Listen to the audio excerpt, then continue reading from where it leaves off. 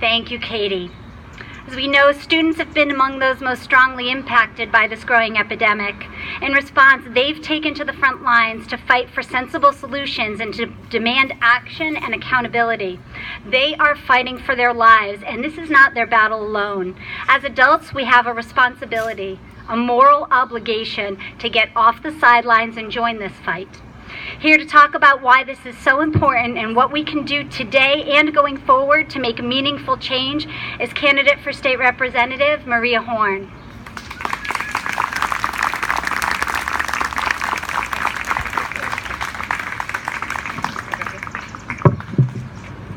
Thank you. And thank you all for organizing this event and for being here today and being decked out in all these glorious shades of orange. It's really fabulous to see everyone today. There's been talk about why we are wearing orange, and there are a lot of reasons for that. And obviously part of that is orange draws attention to what we want to advocate for.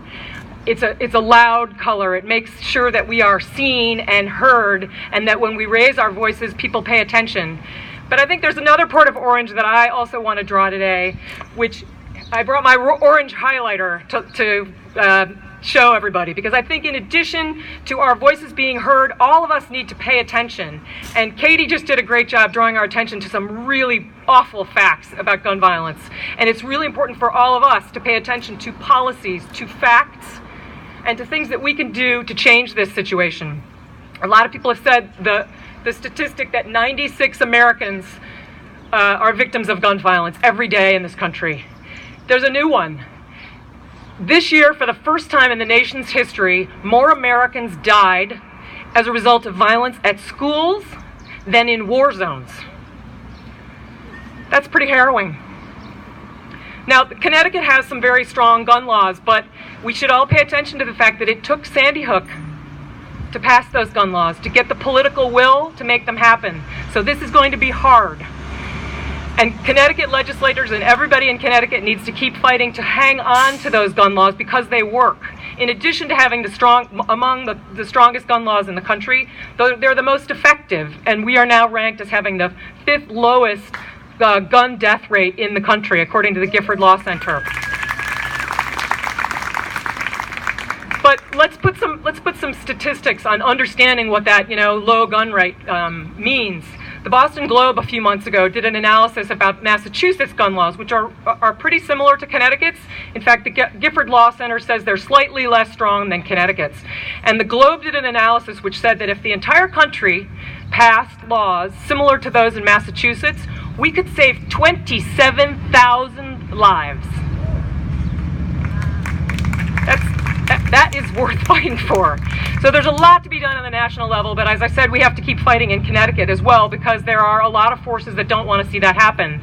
And a lot of those groups are the gun lobby, and the NRA in particular, which is putting constant pressure on legislators to weaken or repeal those laws. And part of that process gets played out with endorsements. And as somebody running for office, I can tell you that it's endorsement season, and many of us are out talking to organizations and advocacy groups, filling out forms and being interviewed by them, because endorsements help. There are 15,000 registered voters in the district I'm running for example, and I would love to meet every single voter, but I can't. And so an endorsement gives a shorthand to a voter which says, she's got your back. She shares your values. She's going to look after you. So it was interesting to me that this week in the mail, I got a form from the NRA. And I learned a thing or two. And I'm going to share that with you today. This is where the orange highlighter comes in. The first thing to notice is that I got it at all. I didn't ask for it. And it was mailed to me. Now, I'm a candidate, like many candidates who's running on a publicly funded election. This is expensive. And if they send it to me, they send it to every candidate running for office in the United States. It came in a big, sort of, fancy envelope. Draws attention to itself. So what are they telling me by that? They're telling me, we have money, and we want you to know it. So then you open up the package, and you get to the cover page. And the next thing you notice is the tone of the letter. In bold letter here that I highlighted in orange, it tells me that I must complete this form. And that if I don't complete this form, The failure to do so will be interpreted as hostility to the Second Amendment. So, what are they telling me there? They're not trying to persuade me, they're trying to make me afraid. They're trying to tell me that they represent all gun owners in the United States, and let me tell you, they do not. Only 1 in 10 gun owners in the United States belongs to the NRA. They are also trying to tell me, by invoking the Second Amendment, that this is a constitutional issue. It is not. The common sense gun legislation that we are all fighting for and that the NRA implacably opposes at every step is completely permissible under the Second Amendment, according to one of the most conservative Supreme Court justices we have ever had. So there's your message. The next thing you do is open up the form and start reading the questions, and you quickly become aware that they're not super concerned with those facts, and they're willing to give a lot of assertions that aren't backed up. And one of those is in the area of bulk purchases of guns. And this is, Connecticut does not regulate how many guns you can buy. As long as you can pass a background check, you can buy 50 guns, 100 guns, you can buy 10 today, you can buy 100 tomorrow. This is an area that the Gifford Law Center says Connecticut can improve. So in their questionnaire it says, there is no evidence that limiting the number of firearms a law-abiding citizen can purchase in an arbitrary period of time has lowered violent crime rates.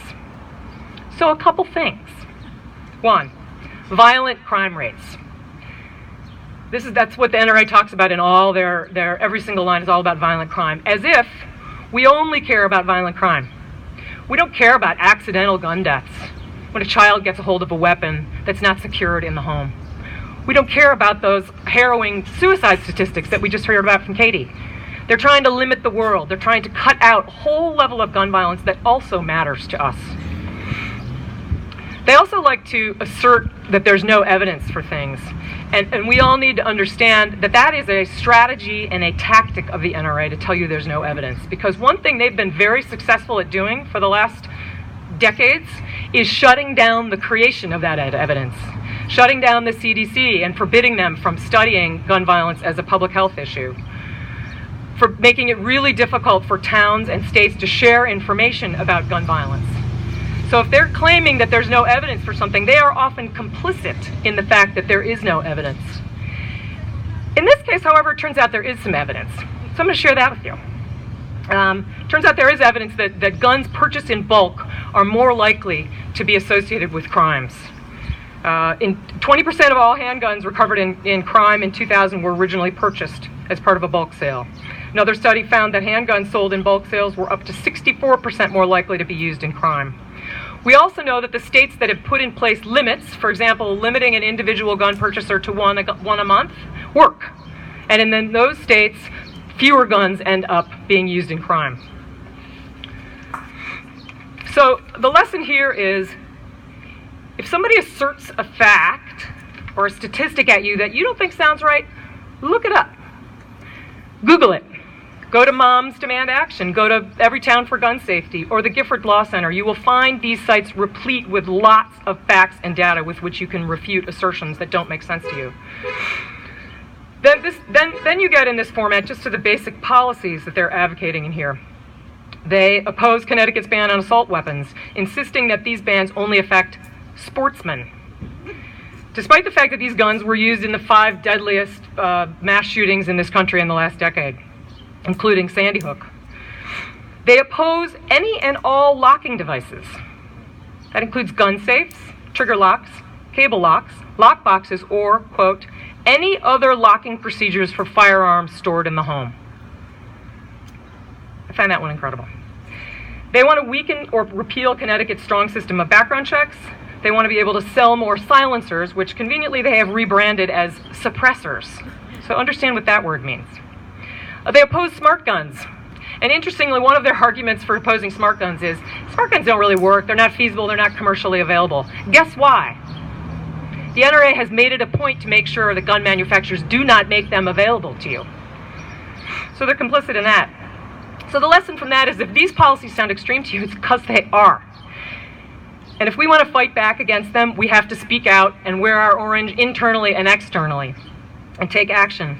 So how do we do that? One thing we can do is put pressure on your legislators, your elected officials. Hold them accountable. Ask them questions in public forums and make sure they answer them and pay attention to the answers.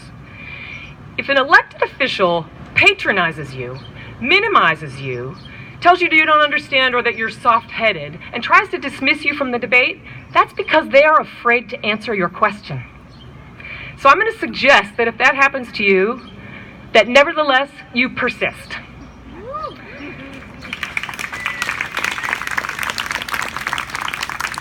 And part of that persistence is working to elect legislators that you think represent your values and throwing out the ones that don't. I will point out that my opponent filled out a form very much like this, got an 86% rating, and was given the endorsement of the NRA. So pay attention to that. Most importantly of all, though, vote. Tell your friends to vote, get your neighbors to vote, get everybody out there. Elected officials work for you, not for the gun lobby. The only thing more important than money and power in this upcoming election is your vote. That's the one thing that can make a difference.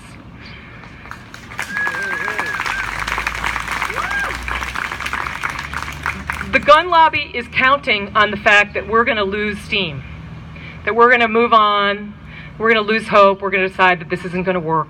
Just yesterday, I heard on the radio a bunch of pundits debating whether this is going to have any the battle against gun violence is going to have any impact on the upcoming election. Well, it will if we make sure it does. We have the power to make sure that it matters and to keep that momentum going, and to use that power to make sure that at the ballots in November, we elect officials who represent our values. So let's make sure we use that power, and thank you for being here today.